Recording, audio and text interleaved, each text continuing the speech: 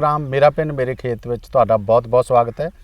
अज दे इस प्रोग्राम विच असीं हाड़ी दी जिहड़ी मुख फसल है कणक ਉਹਦੀ चंगी ਸਾਂਭ संभाल बारे जानकारी लैनी है। जानकारी देण लई मेरे नाल अज असीं विशेष तौर ते सद्दा दिता डॉक्टर सुरेंद्र कुमार जी जिहड़े कि जिला सिखलाई अफसर ने जलंधर जी। डॉक्टर साहब बहुत बहुत स्वागत है तुहाडा। धन्यवाद। सब तो पहलां असीं सारे जानते हैं कि जिहड़ी कणक है ये हाड़ी दी मुख फसल है। हुण पक्कण ते आ गई है कणक, खेतां च लहरा रही है। जदों ये फसल जिहड़ी आ ਉਹ ਖੇਤਾਂ ਵਿੱਚ ਲਹਿਰਾਉਂਦੀ ਆ, ਪੱਕਣ ਦੇ ਦਿਨ ਆ ਜਾਣਗੇ ਤੇ ਸਾਡੇ ਜਿਹੜੇ ਕਿਸਾਨ ਵੀਰ ਨੇ ਉਹਨਾਂ ਦਾ ਦਿਲ ਜਿਹੜਾ ਬਹੁਤ ਖੁਸ਼ ਹੁੰਦਾ ਆਪਣੀ ਫਸਲ ਦੇਖ ਦੇਖ ਕੇ।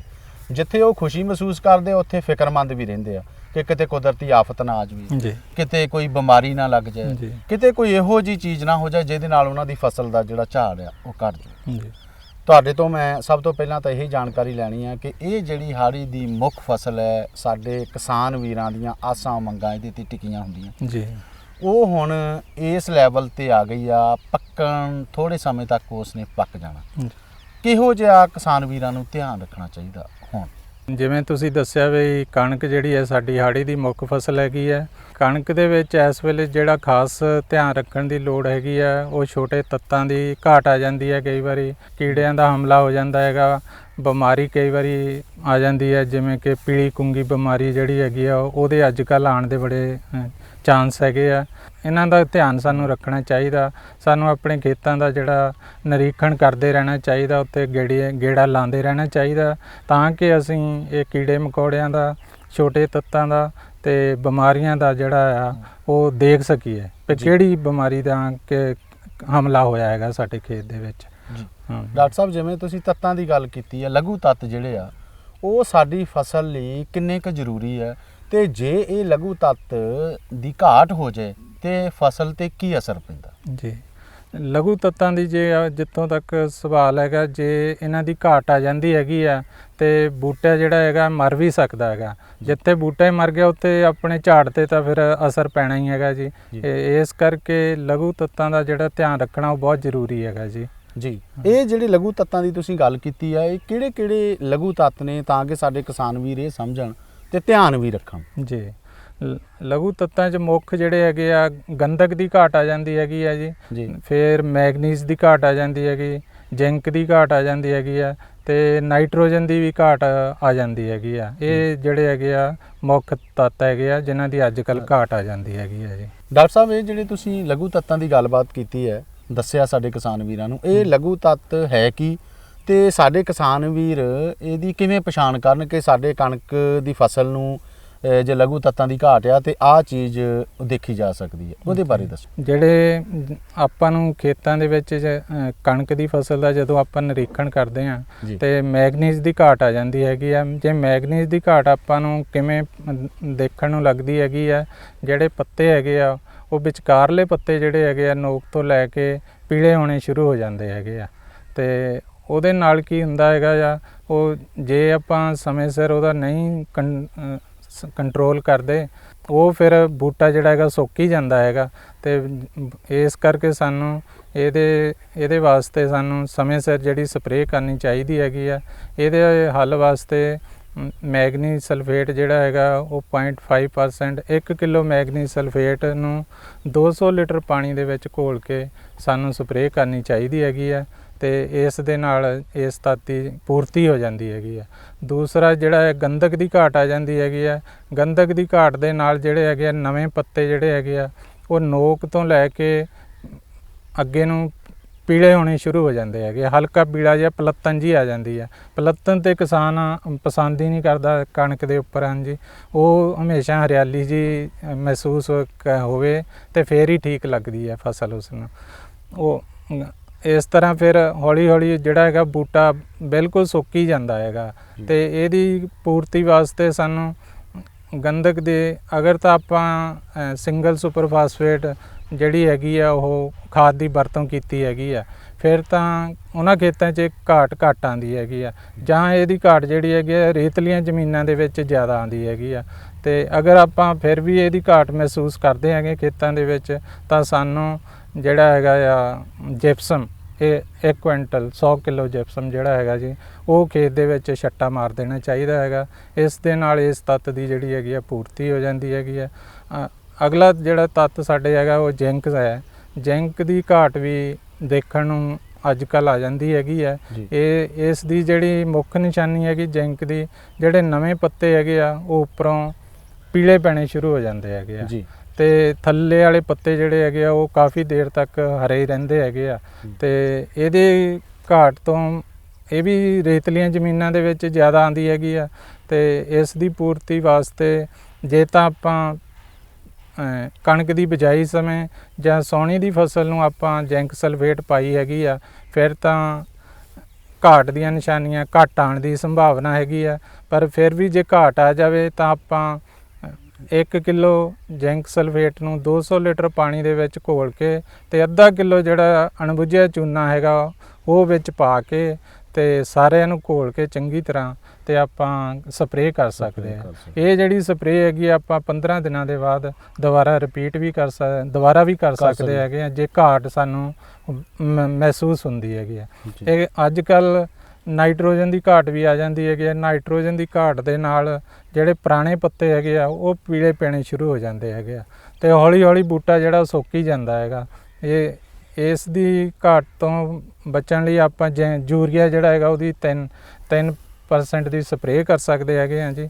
ਤੇ ਇਸ ਦੇ ਨਾਲ ਜਿਹੜੀ ਹੈਗੀ ਹੈ ਜ਼ਿੰਕ ਸਲਫੇਟ ਦੀ ਘਾਟ ਪੂਰੀ ਹੋ ਜਾਂਦੀ ਹੈ।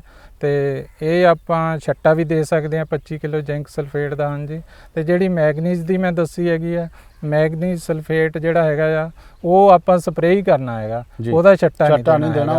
ਉਹ ਬਿਲਕੁਲ ਸਪਰੇਅ ਹੀ ਕਰਨਾ ਹੈਗਾ ਜੀ। ਇਹ ਹੈਗਾ ਛੋਟੇ ਤੱਤਾਂ ਦੇ ਵਿੱਚ ਸਾਨੂੰ ਖਾਸ ਧਿਆਨ ਰੱਖਣ ਦੀ ਲੋੜ ਹੈ। ਇਹ ਜਿਵੇਂ ਹੁਣ ਡਾਕਟਰ ਸਾਹਿਬ ਤੁਸੀਂ ਦੱਸਤਾ ਕਿ ਜੇ ਇਹ ਤਾਂ ਹਾੜੀ ਦੀ ਫਸਲ ਦੀ ਗੱਲ ਹੈ, ਜੇ ਸਾਉਣੀ ਦੀ ਫਸਲ 'ਚ ਤੁਸੀਂ ਇਹ ਜਿਹੜੇ ਤੱਤ ਆ ਉਹ ਘਾਟ ਜਿੱਦਾਂ ਹੈਗੇ ਆ ਜ਼ਮੀਨ 'ਚ, ਇਹ ਸਾਰੀਆਂ ਚੀਜ਼ਾਂ ਜ਼ਿੰਕ ਜਾਂ ਹੋਰ ਯੂਰੀਆ ਪਾਇਆ ਹੋਇਆ, ਉਹਦਾ ਅਸਰ ਜਿਹੜਾ ਹਾੜੀ ਦੀ ਫਸਲ 'ਤੇ ਰਹਿੰਦਾ?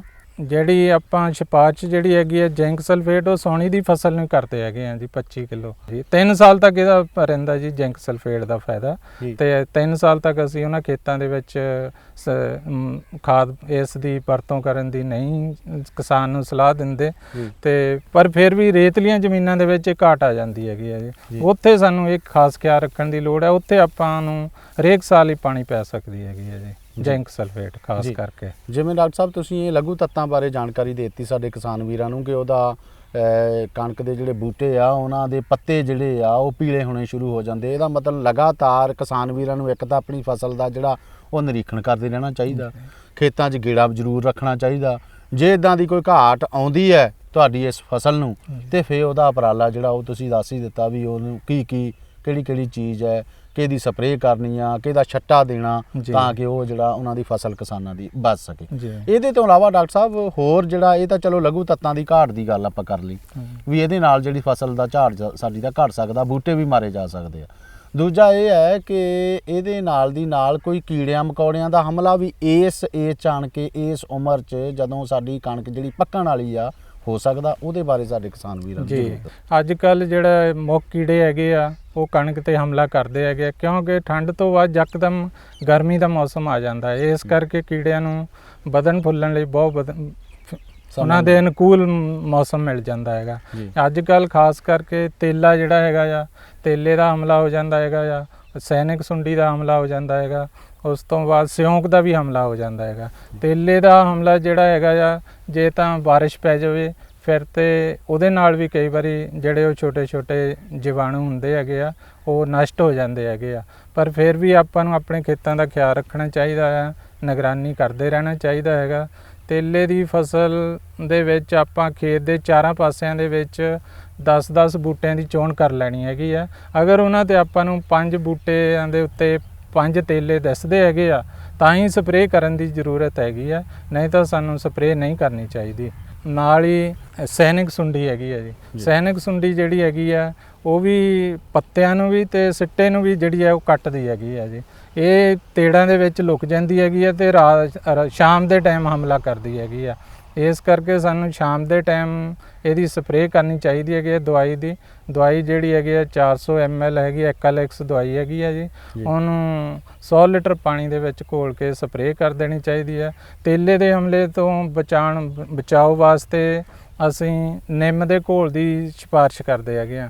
ਤੁਸੀਂ ਆਪਣੇ ਘਰ ਵੀ ਨਿੰਮ ਦਾ ਘੋਲ ਤਿਆਰ ਕਰ ਸਕਦੇ ਹੈਗੇ ਆ। ਉਹ 2 ਲੀਟਰ ਜਿਹੜਾ ਨਿੰਮ ਦਾ ਘੋਲ ਹੈ ਉਹਨੂੰ 200 ਲੀਟਰ ਪਾਣੀ ਦੇ ਵਿੱਚ ਪਾ ਕੇ ਆਪਾਂ ਸਪਰੇਅ ਕਰ ਸਕਦੇ ਹਾਂ। ਇਸ ਦੇ ਨਾਲ ਇੱਕ ਤਾਂ ਆਪਾਂ ਜ਼ਹਿਰ ਮੁਕਤ ਆਪਣੀ ਫਸਲ ਤਿਆਰ ਹੋਏਗੀ ਤੇ ਦੂਸਰਾ ਆਪਣਾ ਕੀੜਾ ਵੀ ਨਸ਼ਟ ਹੋ ਜਾਵੇਗਾ। ਜਿਹੜਾ ਇਹ ਉਹ ਨਿੰਮ ਦਾ ਘੋਲ ਹੈਗਾ ਉਹ ਤਿਆਰ ਕਿਸ ਤਰ੍ਹਾਂ ਕਰਨਾ ਹੈ ਮੈਂ ਦੱਸ ਦਿੰਦਾ। ਉਹਦੇ ਵਿੱਚ ਖਾਸ ਕਰਕੇ 4 ਕਿਲੋ ਆਪਾਂ ਨਿੰਮ ਦੇ ਪੱਤੇ ਲੈ ਲਓ, ਟਾਹਣੀਆਂ ਲੈ ਲਓ, ਨਮੋਲੀਆਂ ਲੈ ਲਓ। ਉਹਨਾਂ ਨੂੰ 10 ਲੀਟਰ ਪਾਣੀ ਦੇ ਵਿੱਚ ਆਪਾਂ ਅੱਧਾ ਘੰਟਾ ਉਬਾਲਣਾ ਹੈਗਾ। ਉਸ ਤੋਂ ਬਾਅਦ ਉਹਨੂੰ ਛਾਣ ਕੇ ਤੇ ਉਹ ਤੁਹਾਡਾ ਤਿਆਰ ਹੋ ਜਾਣਾ ਘੋਲ। ਉਹਦੇ ਵਿੱਚ 2 ਲੀਟਰ ਲੈ ਕੇ ਤੇ ਉਸ ਨੂੰ ਤੁਸੀਂ 100 ਲੀਟਰ ਪਾਣੀ ਦੇ ਵਿੱਚ ਪਾ ਕੇ ਤਾਂ ਸਪਰੇਅ ਕਰ ਸਕਦੇ ਆ। ਇਹ ਜਿਹੜੀ ਸਪਰੇਅ ਹੈਗੀ ਆ ਤੁਸੀਂ 15 ਦਿਨਾਂ ਦੇ ਬਾਅਦ ਦੁਬਾਰਾ ਰਿਪੀਟ ਵੀ ਕਰ ਸਕਦੇ ਹੈਗੇ ਆ। ਇਸ ਤੋਂ ਇਲਾਵਾ ਖੇਤ ਦੇ ਵਿੱਚ ਸਿਉਂਕ ਦਾ ਹਮਲਾ ਹੋ ਜਾਂਦਾ ਹੈਗਾ ਜੀ। ਸਿਉਂਕ ਦੇ ਹਮਲੇ ਦੇ ਵਿੱਚ ਕੀ ਹੁੰਦਾ ਹੈਗਾ ਜਾਂ ਕਿ ਬੂਟੇ ਸੁੱਕ ਜਾਂਦੇ ਹੈਗੇ ਆ। ਅਗਰ ਉਹਨੂੰ ਆਪਾਂ ਆਸਾਨੀ ਦੇ ਨਾਲ ਹੀ ਛੇੜਾਂਗੇ ਤਾਂ ਉਹ ਪੱਟ ਹੋ ਜਾਏਗਾ। ਇਸ ਦੇ ਹਮਲੇ ਤੋਂ ਬਚਾਅ ਵਾਸਤੇ ਸਾਨੂੰ ਕਲੋਰੋਪੈਰੀਫਾਸ ਦਵਾਈ ਹੈਗੀ ਆ ਸਾਡੇ ਕੋਲ। ਉਹਨੂੰ ਆਪਾਂ 1.2 ਲੀਟਰ ਦਵਾਈ ਲੈਣੀ ਹੈਗੀ ਆ ਤੇ ਉਹਨੂੰ 100 ਜਾਂ 20 ਕਿਲੋ ਗਿੱਲੀ ਮਿੱਟੀ 'ਚ ਰਲਾ ਕੇ ਤੇ ਉਸ ਨੂੰ ਆਪਾਂ ਖੇਤ ਦੇ ਵਿੱਚ ਛੱਟਾ ਦੇ ਦੇਣਾ ਹੈਗਾ ਆ। ਇਸ ਤਰ੍ਹਾਂ ਆਪਾਂ ਜਿਹੜਾ ਹੈਗਾ ਆ ਉਹ ਸਿਉਂਕ ਦੇ ਹਮਲੇ ਤੋਂ ਬਚ ਸਕਦੇ ਹੈਗੇ। ਇਹ 3 ਜਿਹੜੇ ਹੈਗੇ ਆ ਕੀੜੇ ਨਾ ਜੀ, ਇਹ ਮੁੱਖ ਹੈਗੇ ਆ ਇਸ ਵੇਲੇ ਜਿਹੜਾ ਦਾ ਹਮਲਾ ਖੇਤ ਦੇ ਵਿੱਚ ਹੋ ਸਕਦਾ ਹੈਗਾ। ਇਹਨਾਂ ਦਾ ਖਿਆਲ ਰੱਖਣਾ ਬਹੁਤ ਜ਼ਰੂਰੀ ਹੈਗਾ ਜੀ। ਇਹਦਾ ਮਤਲਬ ਡਾਕਟਰ ਸਾਹਿਬ ਇਹ ਹੈ ਵੀ ਜੇ ਅਸੀਂ ਧਿਆਨ ਜਿਹੜਾ ਨਹੀਂ ਰੱਖਦੇ ਆਪਦੀ ਫਸਲ ਦਾ, ਜਾਂ ਤੇਲੇ ਦਾ ਨਹੀਂ ਧਿਆਨ ਰੱਖਦੇ, ਜਾਂ ਹੋਰ ਜਿਹੜੇ ਸਿਉਂਕ ਦਾ ਨਹੀਂ ਧਿਆਨ ਰੱਖਦੇ, ਤਾਂ ਉਹਦੇ ਨਾਲ ਸਾਡਾ ਫਸਲ ਦਾ ਝਾੜ ਜਿਹੜਾ ਡਾਕਟਰ ਸਾਹਿਬ ਉਹ ਘਟ ਸਕਦਾ ਜੀ। ਇਹਦੇ ਨਾਲ ਦੀ ਨਾਲ ਇੱਕ ਸਵਾਲ ਮੈਂ ਇਹ ਵੀ ਕਰਨਾ ਚਾਹੁੰਦਾ, ਕਈ ਵਾਰੀ ਬਾਰਿਸ਼ ਆ ਜਾਂਦੀ ਹੈ ਡਾਕਟਰ ਸਾਹਿਬ ਵੀ, ਇਸ ਸਮੇਂ ਤੇ ਜੇ ਬਾਰਿਸ਼ ਹੁੰਦੀ ਹੈ ਤਾਂ ਕਿਸਾਨਾਂ ਨੂੰ ਘਬਰਾਉਣ ਦੀ ਲੋੜ ਤਾਂ ਨਹੀਂ? ਕੀ ਫਾਇਦੇਮੰਦ ਹੈ ਬਾਰਿਸ਼? ਜੀ, ਜੇ ਤਾਂ ਬਾਰਿਸ਼ ਨਾਰਮਲ ਜੀ ਪੈਂਦੀ ਹੈ ਫਿਰ ਤੇ ਫਾਇਦੇਮੰਦ ਹੈ। ਜੇਕਰ ਜ਼ਿਆਦਾ ਜ਼ੋਰ ਦੀ ਆ ਜਾਏ ਤਾਂ ਫਿਰ ਤਾਂ ਨੁਕਸਾਨ ਵੀ ਹੋ ਸਕਦਾ ਹੈਗਾ। ਬਾਰਿਸ਼ ਦਾ ਫਾਇਦਾ ਹੀ ਹੈ ਸਾਨੂੰ, ਕਿਉਂਕਿ ਇਸ ਵੇਲੇ ਸਾਨੂੰ ਜਿਹੜਾ ਖਾਸ ਖਿਆਲ ਹੈ ਉਹ ਪਾਣੀ ਜਿਹੜਾ ਲਾਉਣਾ ਹੈਗਾ ਆਪਾਂ ਫਸਲ ਨੂੰ, ਉਹ ਮੌਸਮ ਦੇਖ ਕੇ ਹੀ ਲਾਉਣਾ ਚਾਹੀਦਾ ਹੈਗਾ ਆ। ਜੇ ਬਾਰਿਸ਼ ਦਾ ਹੋਵੇ ਤੇ ਆਪਾਂ ਨੂੰ ਪਾਣੀ 1-2 ਦਿਨ ਲੇਟ ਕਰ ਦੇਣਾ ਚਾਹੀਦਾ ਹੈਗਾ ਆ, ਕਿਉਂ ਸਾਰਾ ਆਪਣਾ ਮੌਸਮ ਤੇ ਵੀ ਕਾਫੀ ਨਿਰਭਰ ਹੈਗੀ ਖੇਤੀ। ਸਾਰੀ ਖੇਤੀ ਮੌਸਮ ਤੇ ਹੀ ਨਿਰਭਰ ਹੈਗੀ ਹੈ ਜੀ। ਤੇ ਇਸ ਕਰਕੇ ਮੌਸਮ ਨੂੰ ਦੇਖ ਕੇ ਹੀ ਆਪਾਂ ਨੂੰ ਖੇਤ ਨੂੰ ਪਾਣੀ ਲਾਉਣਾ ਚਾਹੀਦਾ ਆ ਜੀ। ਜੇ ਬਾਰਿਸ਼ ਦੀ ਸੰਭਾਵਨਾ ਹੈ ਤੇ ਕਿਸਾਨ ਵੀਰਾਂ ਨੂੰ ਜਿਹੜਾ ਪਾਣੀ ਹੈ ਉਹਨੂੰ ਲੇਟ ਕਰਨਾ ਚਾਹੀਦਾ, 2-4 ਦਿਨ ਜਿਹੜਾ ਬਾਰਿਸ਼ ਨੂੰ ਦੇਖ ਲੈਣਾ ਚਾਹੀਦਾ, ਤਾਂ ਕਰਕੇ ਬਾਰਿਸ਼ ਦੇ ਨਾਲ ਪਾਣੀ ਜਿਹੜਾ ਉਹ ਨਾ ਲਾਇਆ ਜਾ ਸਕੇ। ਇਹਦੇ ਨਾਲ ਹੀ ਡਾਕਟਰ ਸਾਹਿਬ ਇੱਕ ਸਵਾਲ ਹੋਰ ਹੈ ਕਿ ਇਸ ਸਮੇਂ ਤੇ ਜਿਹੜੇ ਕਣਕ ਦੀ ਫਸਲ 'ਚ ਨਦੀਨ ਜਿਹੜੇ ਆ ਉਹ ਮਤਲਬ ਹੈਗੇ ਆ, ਹੋ ਜਾਂਦੇ ਆ, ਜਾਂ ਜੇ ਨਦੀਨਾਂ ਨੂੰ ਮਾਰਨਾ ਤੇ ਫਿਰ ਕਿਸਾਨ ਨੂੰ ਕੀ ਧਿਆਨ ਰੱਖਣ ਦੀ ਲੋੜ ਹੈ? ਇਸ ਵੇਲੇ ਤੇ ਜੋ ਫਸਲ ਦੇ ਵਿੱਚ ਸਾਨੂੰ ਅਗਰ ਨਦੀਨ ਦਿਸਦੇ ਹੈਗੇ ਆ ਤੇ ਸਪਰੇਅ ਦਾ ਤਾਂ ਸਮਾਂ ਨਹੀਂ ਹੈਗਾ ਇਸ ਵੇਲੇ, ਕਿਉਂਕਿ ਕਣਕ ਜਿਹੜੀ ਹੈਗੀ ਆ ਉਹ ਸਿੱਟੇ ਤੇ ਆ ਚੁੱਕੀ ਹੈਗੀ ਆ ਤੇ ਦਾਣਾ ਪੈਣ ਵਾਲੇ ਸ਼ੁਰੂ ਹੋ ਜਾਣੇ ਹੈਗੇ ਆ ਜੀ। ਤੇ ਅਗਰ ਫਿਰ ਵੀ ਆਪਾਂ ਖੇਤ ਦੇ ਵਿੱਚ ਨਦੀਨ ਦੇਖਦੇ ਹੈਗੇ ਆ ਤਾਂ ਉਹਨਾਂ ਨੂੰ ਆਪਾਂ ਹੱਥ ਦੇ ਨਾਲ ਪੱਟਣ ਦੀ ਕੋਸ਼ਿਸ਼ ਕਰਨੀ ਹੈਗੀ ਆ। ਖਾਸ ਕਰਕੇ ਉਹਨਾਂ ਖੇਤਾਂ ਦੇ ਵਿੱਚ ਜਿੱਥੇ ਆਪਾਂ ਨੇ ਜਿਹੜੀ ਫਸਲ ਦਾ ਬੀਜ ਰੱਖਣਾ ਹੈਗਾ ਆਉਣ ਵਾਲੇ ਸਮੇਂ ਦੇ ਵਿੱਚ, ਉਹਨਾਂ ਦੇ ਵਿੱਚੋਂ ਤਾਂ ਸਾਨੂੰ ਜਿਹੜੇ ਦੂਸਰੇ ਵੈਰਾਈਟੀ ਦੇ ਕੋਈ ਬੂਟੇ ਹੈਗੇ ਆ ਉਹ ਪੱਟ ਹੀ ਸੁੱਟਣੇ ਚਾਹੀਦੇ ਹੈਗੇ ਆ। ਕੋਈ ਨਦੀਨ ਵੀ ਹੈਗਾ ਉਹ ਵੀ ਹੱਥ ਨਾਲ ਹੀ ਪੱਟ ਦੇਣਾ ਚਾਹੀਦਾ ਹੈਗਾ ਆ। ਤੇ ਸਪਰੇਅ ਦੀ ਤਾਂ ਇਸ ਟਾਈਮ ਨਹੀਂ ਕੋਈ ਸਿਫਾਰਿਸ਼ ਕਰ ਸਕਦੇ ਜੀ। ਡਾਕਟਰ ਸਾਹਿਬ, ਜਿਹੜੀ ਤੁਸੀਂ ਬੀਜ ਦੀ ਗੱਲ ਕੀਤੀ ਆ ਵੀ ਜੇ ਕਿਸਾਨ ਵੀਰਾਂ ਨੇ ਫਸਲ ਲਈ ਬੀਜ ਸੰਭਾਲਣਾ ਹੈ, ਅਗਲੇ ਸਾਲ ਅਸੀਂ ਬੀਜਣਾ ਹੈ, ਤੇ ਉਹਦੇ ਲਈ ਜਿਹੜਾ ਉਹ ਖਾਸ ਖੇਤ ਵਿੱਚ ਜਿਹੜਾ ਲਾਇਆ ਹੈ ਉਹਦੇ ਲਈ ਧਿਆਨ ਰੱਖਣ ਦੀ ਲੋੜ ਹੈ ਕਿ ਉਹਦੀ ਸਾਂਭ ਸੰਭਾਲ ਕਿਵੇਂ ਕਰਨ? ਇਹਦੇ ਬਾਰੇ ਵੀ ਸਾਡੇ ਕਿਸਾਨ ਵੀਰਾਂ ਨੂੰ ਜ਼ਰੂਰ ਦੱਸੋ ਜੀ। ਜਿਹੜੇ ਆਪਾਂ ਵੈਰਾਈਟੀ ਦਾ ਬੀਜ ਰੱਖਣਾ ਹੈਗਾ ਉਹਦੇ ਵਾਸਤੇ ਸਾਨੂੰ ਸਭ ਤੋਂ ਪਹਿਲਾਂ ਤਾਂ ਅਗਰ ਉਸ ਪਲਾਟ ਦੇ ਵਿੱਚ ਆਪਾਂ ਕੋਈ ਦੂਸਰੀ ਕਿਸਮ ਦਾ ਬੂਟਾ ਦੇਖਦੇ ਹੈਗੇ ਆ, ਉਹਨੂੰ ਪੱਟ ਦੇਣਾ ਚਾਹੀਦਾ ਹੈਗਾ ਆ। ਤੇ ਅਗਰ ਕੋਈ ਨਦੀਨ ਹੈਗੇ ਆ ਉਹ ਵੀ ਪੱਟ ਦੇਣੇ ਚਾਹੀਦੇ ਹੈਗੇ ਆ। ਦੂਸਰਾ ਉਸ ਫਸਲ ਦੇ ਉੱਤੇ ਅਸੀਂ ਜਿਹੜੀ ਹੈਗੀ ਆ ਇੱਕ ਦਵਾਈ ਟਿਲਟ ਹੈ, ਪ੍ਰੋਪੋਕੋਨੀਜੂਵਲ ਦਵਾਈ ਹੈਗੀ ਆ, 200 ml ਦਵਾਈ ਹੈਗੀ ਆ।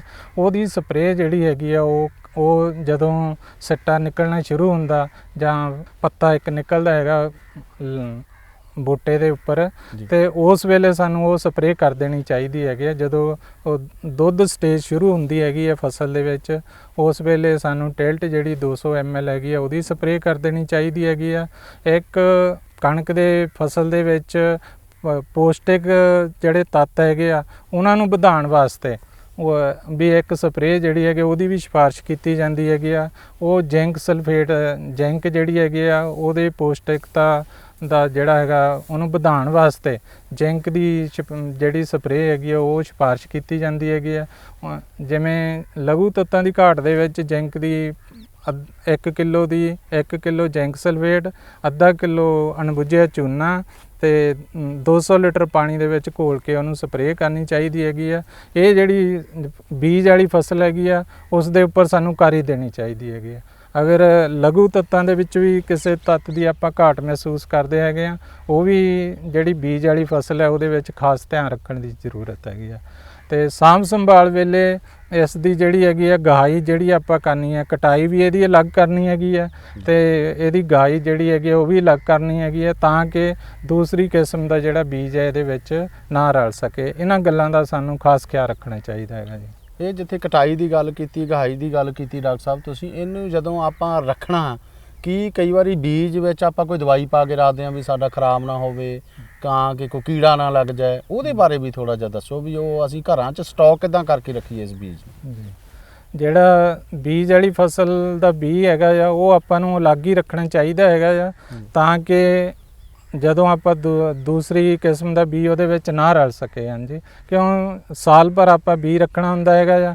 ਬੀਜ ਰੱਖਣ ਲਈ ਸਾਨੂੰ ਦਵਾਈ ਦੀ ਵੀ ਜ਼ਰੂਰੀ ਹੈ ਵਿੱਚ ਰੱਖਣੀ ਚਾਹੀਦੀ ਹੈਗੀ ਆ। ਹਾਂਜੀ, ਅਗਰ ਆਪਾਂ ਬੋਰਿਆਂ ਦੇ ਵਿੱਚ ਰੱਖਦੇ ਹਾਂ, ਡਰਮਾਂ ਦੇ ਵਿੱਚ ਰੱਖਦੇ ਹੈਗੇ ਆ, ਤਾਂ ਉਸ ਹਿਸਾਬ ਨਾਲ ਸਾਨੂੰ ਦਵਾਈ ਦੀ ਵਰਤੋਂ ਕਰਨੀ ਪੈਂਦੀ ਹੈਗੀ ਆ। ਅਗਰ ਇਹਦੇ ਵਿੱਚ 10 ਕੁਇੰਟਲ ਦੇ ਵਿੱਚ ਜਿਹੜੀ ਹੈਗੀ ਆ ਉਹ ਐਲੂਮੀਨੀਅਮ ਫਾਸਫਾਈਡ ਦੀ ਜਿਹੜੀ 3 ਗ੍ਰਾਮ ਦੀ ਗੋਲੀ ਹੈਗੀ ਆ ਉਹ ਆਪਾਂ ਰੱਖ ਸਕਦੇ ਹਾਂ। ਜਦੋਂ ਬਰਸਾਤ ਦਾ ਮੌਸਮ ਸ਼ੁਰੂ ਹੁੰਦਾ ਹੈਗਾ ਆ, ਦਾਣਿਆਂ ਦੇ ਵਿੱਚ ਸੈੱਲ ਜ਼ਿਆਦਾ ਆ ਜਾਂਦੀ ਹੈਗੀ ਆ, ਉਸ ਵੇਲੇ ਸਾਨੂੰ ਇਹ ਦਵਾਈ ਜਿਹੜੀ ਹੈਗੀ ਆ ਵਰਤ ਲੈਣੀ ਚਾਹੀਦੀ ਹੈਗੀ ਆ, ਤਾਂ ਕਿ ਕੀੜੇ ਮਕੌੜਿਆਂ ਤੋਂ ਜਿਹੜਾ ਬੀਜ ਸਾਡਾ ਬਚਿਆ ਰਹੇ ਜੀ। ਹੋਰ ਡਾਕਟਰ ਸਾਹਿਬ ਸਾਂਭ ਸੰਭਾਲ ਲਈ ਅਸੀਂ ਕੀ ਕਿਸਾਨਾਂ ਨੂੰ ਦੱਸਿਆ ਜਾ ਸਕਦਾ? ਬਿਮਾਰੀਆਂ ਦਾ, ਕੀੜੇ ਦਾ ਵੀ ਤੁਸੀਂ ਦੱਸਤਾ ਤੇ ਤੱਤਾਂ ਬਾਰੇ ਵੀ ਦੱਸਤਾ, ਤੇ ਹੋਰ ਕੀ ਧਿਆਨ ਰੱਖਣ ਕਿ ਉਹਨਾਂ ਦਾ ਝਾੜ ਜਿਹੜਾ ਆ, ਕਿਉਂਕਿ ਇੰਨੀ ਮਿਹਨਤ ਨਾਲ ਫਸਲ ਉਗਾਈ ਹੋਈ ਆ, ਤੇ ਹੋਰ ਕੀ ਧਿਆਨ ਰੱਖਣੋ? ਕਈ ਵਾਰੀ ਲਾਸਟ ਸਮੇਂ ਤੇ ਆਉਂਦੀ ਆ ਤੇ ਹਵਾ ਚੱਲਦੀ ਆ ਤੇ ਫਸਲ ਜਿਹੜੀ ਆ ਉਹ ਡਿੱਗ ਵੀ ਪੈਂਦੀ ਆ, ਇਹਦੇ ਬਾਰੇ ਵੀ ਥੋੜਾ ਦੱਸੋ। ਜਿੱਥੋਂ ਤੱਕ ਮੌਸਮ ਦਾ ਸਵਾਲ ਹੈਗਾ, ਉਸ ਵੇਲੇ ਤਾਂ ਸਾਨੂੰ ਅਗਰ ਪਾਣੀ ਲਾਣਾ ਹੈਗਾ ਆਪਾਂ ਖੇਤਾਂ ਨੂੰ, ਤੇ ਮੌਸਮ ਨੂੰ ਦੇਖ ਕੇ ਹੀ ਲਾਣਾ ਚਾਹੀਦਾ ਹੈ। ਜੇ ਬਾਰਿਸ਼ ਦਾ ਸਮਾਂ ਹੋਵੇ ਤਾਂ ਸਾਨੂੰ ਪਾਣੀ ਨਹੀਂ ਲਗਾਉਣਾ ਚਾਹੀਦਾ ਹੈਗਾ। ਦੂਸਰਾ, ਇੱਕ ਸਰਦੀ ਦੇ ਮੌਸਮ ਤੋਂ ਬਾਅਦ ਯਕਦਮ ਗਰਮੀ ਦਾ ਮੌਸਮ ਹੋ ਜਾਂਦਾ ਹੈਗਾ, ਤੇ ਫਸਲ ਨੂੰ ਜ਼ਿਆਦਾ ਗਰਮੀ ਤੋਂ ਬਚਾਉਣ ਵਾਸਤੇ ਜਿਹੜੀ ਹੈਗੀ ਆ ਉਹ ਆਪਾਂ ਪੋਟਾਸ਼ੀਅਮ ਨਾਈਟ੍ਰੇਟ ਹੈਗਾ ਆ ਉਹਦੀ ਸਪਰੇਅ ਕਰ ਸਕਦੇ ਹੈਗੇ ਆ, ਤਾਂ ਕਿ ਸਾਡੀ ਫਸਲ ਤੇ ਯਕਦਮ ਜਿਹੜਾ ਹੈਗਾ ਉਹ ਗਰਮੀ ਦਾ ਅਸਰ ਨਾ ਹੋਵੇ। ਪੋਟਾਸ਼ੀਅਮ ਨਾਈਟ੍ਰੇਟ ਦੇ ਵਿੱਚ ਆਪਾਂ 4 ਕਿਲੋ ਪੋਟਾਸ਼ੀਅਮ ਨਾਈਟ੍ਰੇਟ ਨੂੰ 200 ਲੀਟਰ ਪਾਣੀ ਦੇ ਵਿੱਚ ਘੋਲ ਕੇ ਜਿਹੜਾ ਹੈਗਾ ਆ ਉਹ ਮਾਰਚ ਦੇ ਜਦੋਂ ਜਿਹੜਾ ਸਿੱਟੇ ਦੇ ਵਿੱਚ ਸਿੱਟਾ ਨਿਕਲਣਾ ਤੇ ਉਹਦੇ ਵਿੱਚ ਦਾਣਾ ਸ਼ੁਰੂ ਹੋਣਾ, ਬਣਨਾ ਸ਼ੁਰੂ ਹੁੰਦਾ ਹੈਗਾ, ਉਸ ਵੇਲੇ ਸਾਨੂੰ ਇਹ ਸਪਰੇਅ ਕਰ ਦੇਣੀ ਚਾਹੀਦੀ ਹੈਗੀ ਆ। ਇਸ ਦੇ ਨਾਲ ਜਿਹੜਾ ਹੈਗਾ ਆ ਫਸਲ ਸਾਡੀ ਹੈਗੀ ਆ ਉਹ ਜ਼ਿਆਦਾ ਗਰਮੀ ਦੇ ਅਸਰ ਤੋਂ ਬਚ ਜਾਂਦੀ ਹੈਗੀ ਆ। ਤੇ ਇਸ ਦੇ ਨਾਲ ਹੀ ਸਾਨੂੰ ਅਗਰ ਲਘੂ ਤੱਤਾਂ ਦੀ ਘਾਟ, ਜਿਸ ਤਰ੍ਹਾਂ ਪਹਿਲੇ ਗੱਲ ਕੀਤੀ ਆ, ਉਹਨਾਂ ਦਾ ਵੀ ਖਿਆਲ ਰੱਖਣਾ ਚਾਹੀਦਾ ਆ। ਬਿਮਾਰੀਆਂ ਦਾ ਵੀ ਖਿਆਲ ਰੱਖਣਾ ਚਾਹੀਦਾ। ਅੱਜ ਕੱਲ੍ਹ ਹਾਂਜੀ ਬਿਮਾਰੀ ਆਉਣ ਦਾ ਵੀ ਚਾਂਸ ਹੈਗਾ ਆ, ਤੇ ਉਸ ਦਾ ਵੀ ਸਾਨੂੰ ਖਿਆਲ ਰੱਖਣਾ ਚਾਹੀਦਾ। ਨਾਲ ਦੀ ਨਾਲ ਡਾਕਟਰ ਸਾਹਿਬ, ਕੀ ਵਿਭਾਗ ਵੱਲੋਂ ਜਾਂ ਖੇਤੀਬਾੜੀ ਯੂਨੀਵਰਸਿਟੀ ਵੱਲੋਂ ਕਿਸਾਨਾਂ ਨੂੰ ਸਮੇਂ-ਸਮੇਂ ਤੇ ਇਹ ਦੱਸਿਆ ਜਾਂਦਾ ਕਿ ਭਾਈ ਆਹ ਸਮਾਂ ਆ ਗਿਆ, ਇਹਦੇ ਤੇ ਆਹ ਕਰੋ? ਕੀ ਕਿਸਾਨ ਪੁੱਛਦੇ ਆ ਤਾਂ ਹੀ ਇਹ ਜਿਹੜੀਆਂ ਗੱਲਾਂ ਜਿਹੜੀਆਂ ਯੂਨੀਵਰਸਿਟੀ ਜਾਰੀ ਕਰਦੀ ਆ ਜਾਂ ਤੁਹਾਡੇ ਜਿਹੜੇ ਵਿਦਵਾਨ ਨੇ ਉਹ ਦੱਸਦੇ ਨੇ ਕਿਸਾਨਾਂ ਨੂੰ? ਜੇ ਮੌਸਮ ਖਰਾਬ ਹੋਣ ਦਾ ਚਾਂਸ ਹੋਵੇ ਤੇ ਫਿਰ ਵੀ ਅਸੀਂ ਕਿਸਾਨ ਨੂੰ ਪਹਿਲੇ ਹੀ ਐਡਵਾਈਜ਼ਰੀ ਜਿਹੜੀ ਹੈਗੀ ਆ ਉਹ ਸਾਡੇ ਵਿਭਾਗ ਵੱਲੋਂ ਇਸ਼ੂ ਜਾਰੀ ਕਰ ਦਿੱਤੀ ਜਾਂਦੀ ਹੈਗੀ ਹੈ ਜੀ। ਤੇ ਸਮੇਂ-ਸਮੇਂ ਤੇ ਅਸੀਂ ਸਾਰੀ ਜਾਣਕਾਰੀ ਫਾਰਮਰ ਨੂੰ ਦਿੰਦੇ ਰਹੀਦਾ ਹੈਗਾ ਜੀ। ਡਾਕਟਰ ਸਾਹਿਬ, ਜਿਵੇਂ ਤੱਤਾਂ ਦੀ ਤੁਸੀਂ ਗੱਲ ਕੀਤੀ ਹੈ, ਕੀੜਿਆਂ ਦੀ ਗੱਲ ਕੀਤੀ ਹੈ, ਬਿਮਾਰੀ ਬਾਰੇ ਮੈਂ ਤੁਹਾਨੂੰ ਪੁੱਛਣਾ ਚਾਹੁੰਦਾ ਕਿ ਇਸ ਸਮੇਂ ਤੇ ਜਿਹੜੀ ਹਾੜੀ ਦੀ ਮੁੱਖ ਫਸਲ ਸਾਡੀ ਕਣਕ ਹੈ, ਕਿ ਇਹਨੂੰ ਕੋਈ ਬਿਮਾਰੀ ਲੱਗ ਸਕਦੀ ਆ, ਕੋਈ ਕੀੜਾ ਮਕੌੜਾ ਇਦਾਂ ਦਾ ਲੱਗ ਸਕਦਾ ਜਿਹਦਾ ਕਰਕੇ ਸਾਡੇ ਕਿਸਾਨ ਵੀਰ ਜਿਹੜੇ ਆ ਉਹ ਜ਼ਿਆਦਾ ਧਿਆਨ ਰੱਖਣ? ਜੀ, ਕੀੜੇ ਮਕੌੜੇ ਤੇ ਆਪਾਂ ਛੋਟੇ ਤੱਤਾਂ ਦੀ ਗੱਲ ਕੀਤੀ ਆ। ਅੱਜ ਕੱਲ੍ਹ ਬਿਮਾਰੀਆਂ ਦਾ ਵੀ ਸਾਨੂੰ ਖਾਸ ਖਿਆਲ ਰੱਖਣ ਦੀ ਲੋੜ ਹੈ। ਇਸ ਸਮੇਂ ਦੇ ਵਿੱਚ ਬਿਮਾਰੀ ਜਿਹੜੀ ਹੈਗੀ ਆ, ਪੀਲੀ ਕੁੰਗੀ ਜਿਹੜੀ ਹੈਗੀ ਆ, ਉਹਦਾ ਹਮਲਾ ਹੋਣ ਦੇ ਬਹੁਤ ਜ਼ਿਆਦਾ ਚਾਂਸ ਹੈਗੇ ਆ। ਇਹ ਜਿਹੜੀ ਬਿਮਾਰੀ ਹੈਗੀ ਆ, ਨੀਮ ਪਹਾੜੀ ਇਲਾਕੇ ਜਿਹੜੇ ਸਾਡੇ ਹੈਗੇ ਆ ਉੱਥੋਂ ਸ਼ੁਰੂ ਹੁੰਦੀ ਹੈਗੀ ਆ। ਤੇ ਇਹਦੇ ਨਾਲ ਜਿਹੜਾ ਹੈਗਾ ਪੀਲਾ ਜਿਹਾ ਪਾਊਡਰ ਜਿਹੜਾ ਹੈਗਾ ਉਹ ਸਾਡੇ ਕਣਕ ਦੀ ਫਸਲ ਦੇ ਜਿਹੜੇ ਪੱਤੇ ਹੈਗੇ ਆ ਨਾ ਉਹਨਾਂ ਦੇ ਉੱਪਰ ਆ ਜਾਂਦਾ ਹੈਗਾ ਆ। ਤੇ ਇਹਦੇ ਵਾਸਤੇ ਸਾਨੂੰ ਜਿਹੜਾ ਹੈਗਾ ਆ, ਇੱਕ ਤਾਂ ਜਿਹੜੀਆਂ ਕਿਸਮਾਂ ਹੈਗੀਆਂ ਪ੍ਰਮਾਣਿਤ ਕਿਸਮਾਂ ਹੈਗੀਆਂ ਉਹ ਹੀ ਸਾਨੂੰ ਬੀਜਣੀਆਂ ਚਾਹੀਦੀਆਂ ਹੈਗੀਆਂ। ਦੂਸਰਾ ਹੈਗਾ ਆ, ਜੇ ਸਪਰੇਅ ਜਿਹੜੀ ਹੈਗੀ ਆ ਉਹ ਕਰਨੀ ਹੈਗੀ ਆ। ਸਪਰੇਅ ਜਿਹੜੀ ਕਰਨੀ ਹੈਗੀ ਆ ਅਸੀਂ, ਉਹ ਇਹ ਜਿਹੜੀ ਬਿਮਾਰੀ ਹੈਗੀ ਆ ਇਹ ਧੌਲੀਆਂ ਦੇ ਵਿੱਚ ਆਉਂਦੀ ਹੈਗੀ ਆ। ਤੇ ਜੇ ਆਪਾਂ ਖੇਤ ਦੇ ਵਿੱਚ ਸਮੇਂ-ਸਮੇਂ ਤੇ ਨਿਰੀਖਣ ਕਰਦੇ ਰਹਿਣਾ ਚਾਹੀਦਾ ਹੈਗਾ। ਅਗਰ ਆਪਾਂ ਬਿਮਾਰੀ ਦੇਖਦੇ ਹੈਗੇ ਆ ਤਾਂ ਸਾਨੂੰ 200 ml ਜਿਹੜੀ ਹੈਗੀ ਹੈ ਪ੍ਰੋਪੋਕੋਨੀਜ਼ੋਲ ਹੈਗੀ ਹੈ, ਅਪੇਰਾ ਦਵਾਈ ਹੈਗੀ ਹੈ, ਉਹਨੂੰ 200 ਲੀਟਰ ਪਾਣੀ ਦੇ ਵਿੱਚ ਘੋਲ ਕੇ ਜਿਹੜਾ ਹੈਗਾ ਉਹ ਸਪਰੇਅ ਕਰ ਦੇਣਾ ਚਾਹੀਦਾ ਹੈਗਾ। ਡਾਕਟਰ ਸਾਹਿਬ, ਤੁਸੀਂ ਸਾਡੇ ਕਿਸਾਨ ਵੀਰਾਂ ਨੂੰ ਬਹੁਤ ਹੀ ਚੰਗੇ ਸੁਝਾਅ ਵੀ ਦਿੱਤੇ, ਜਾਣਕਾਰੀ ਵੀ ਦਿੱਤੀ ਕਿ ਆਪਣੀ ਹਾੜੀ ਦੀ ਮੁੱਖ ਫਸਲ ਕਣਕ ਜਿਹੜੀ ਆ ਉਹਦਾ ਚੰਗਾ ਝਾੜ ਤੁਸੀਂ ਕਿਵੇਂ ਲੈ ਸਕਦੇ ਆ, ਕਿਵੇਂ ਧਿਆਨ ਰੱਖਿਆ ਜਾ ਸਕਦਾ। ਆਪਦੀ ਫਸਲ ਦਾ ਸਮੇਂ-ਸਮੇਂ ਤੇ ਨਿਰੀਖਣ ਕਿਸਾਨ ਵੀਰਾਂ ਨੂੰ ਕਰਦੇ ਰਹਿਣਾ ਚਾਹੀਦਾ। ਔਰ ਮੈਂ ਆਸਵਾਨ ਹਾਂ ਕਿ ਅੱਜ ਦੀ ਤੁਹਾਡੀ ਜਿਹੜੀ ਗੱਲਬਾਤ ਜਾਂ ਸੁਝਾਅ ਨੇ ਉਹ ਸਾਡੇ ਕਿਸਾਨ ਵੀਰਾਂ ਨੂੰ ਉਹਦਾ ਬਹੁਤ ਹੀ ਫਾਇਦਾ ਹੋਇਆ ਹੋਵੇਗਾ। ਔਰ ਕਿਸਾਨ ਵੀਰ ਅੱਗੇ ਤੋਂ ਵੀ ਤੁਹਾਡੀਆਂ ਗੱਲਾਂ ਤੇ ਧਿਆਨ ਦਿੰਦੇ ਰਹਿਣਗੇ ਤੇ ਆਪਦੀ ਫਸਲ ਦਾ ਚੰਗਾ ਝਾੜ ਲੈਂਦੇ ਰਹਿਣਗੇ।